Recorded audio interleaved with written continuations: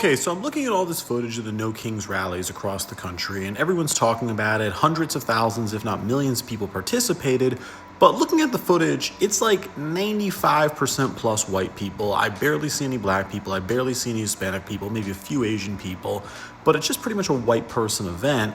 And I think this is a real problem in the Democrat Party because nobody's talking about the fact that Donald Trump in 2024 actually did really well with black, Hispanic, and Asian people. Playing this, Donald Trump hit a plateau with white people. He got 57% of the white vote in 2016, 58% in 2020, and then in 2024 he got 57%, and that's why in 2016 and 2020 he was never actually able to win the popular vote. But then in 2024 things changed because the guy's able to actually go out and win the popular vote, and the reason came down to minorities, where Donald Trump went from having 28% of the Hispanic vote to 46%, and at the same time he did really well with the black male vote, where only 8% of black men voted for him in 2016, but cut to 2024 and it's 21%. Figuring out why this happened to the DNC in 8 years, I blame a lot of it on this guy right here, Tom Perez, who was the former chair of the DNC, who once said that pro-life people had no place in the Democratic Party. That was definitely a dumb thing to say because 27% of black people do recognize as pro-life, and at the same time 41% of Hispanic people do, so trying to exile those people is definitely not the right move. There's also another problem that black and Hispanic people don't always agree socially with the Democrat Party, where the Democrat Party is running around saying they want more transgender people involved,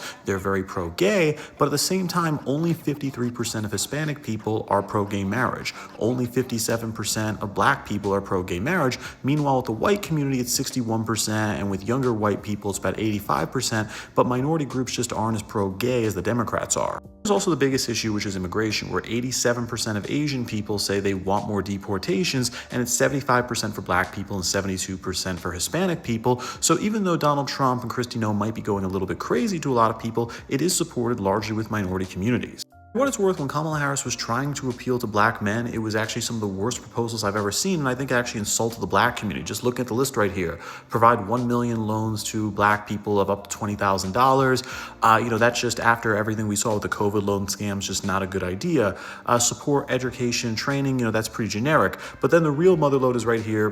Protect cryptocurrency investments, aka we do not believe that black men are smart enough to make good investments, so we're going to protect their fly-by-night Ponzi schemes. And then also, of course, they brought in, the pot issue, which again, I think is insulting to black people to just say, oh, this is how we're going to approach it for you versus other people. I'm saying this as somebody in the last 3 elections who supported Hillary Clinton, Joe Biden, and Kamala Harris over Donald Trump, even though I voted third party or wrote in every time.